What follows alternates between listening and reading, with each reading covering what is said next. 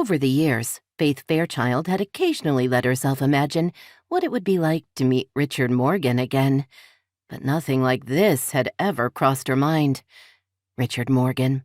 They had had a heady whirlwind affair in the waning days of the self-indulgent 80s, meeting just before Christmas and parting before the New Year. They were both living in Manhattan, the perfect backdrop for romance, especially during the holiday season. And they were both single. Children, mortgages, gray hair were all things that happened to other people, older people. Faith had been on a city bus returning to Have Faith, the catering firm she'd started that fall. Richard had taken the seat next to hers, and as the other passengers boarded, the strains of a Salvation Army rendition of Good King Wenceslas filtered through the open door. Richard had started humming along.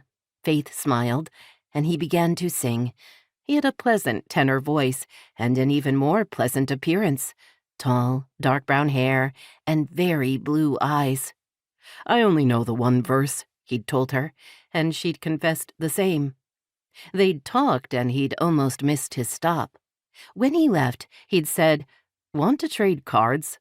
I might suddenly remember the rest of Good King Wenceslas, and wouldn't know where to find you."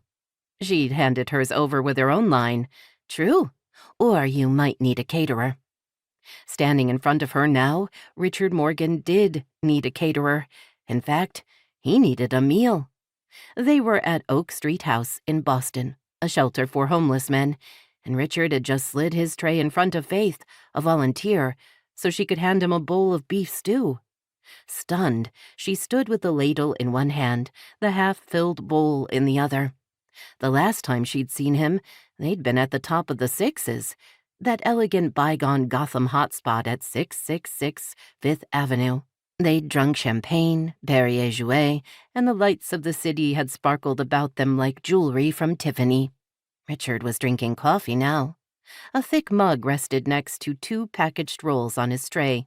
Faith started to speak, then stopped as he put his finger to his lips, shaking his head slightly. "Hey, lady, wake up. You gonna give me some stew or what?" The man next to Richard pushed him aside. Hastily, Faith filled the bowl and passed it over to Richard. Their hands touched briefly. His nails were dirty and his skin looked chapped from the cold. She filled another bowl, and another. It had been 13 years since they'd said goodbye.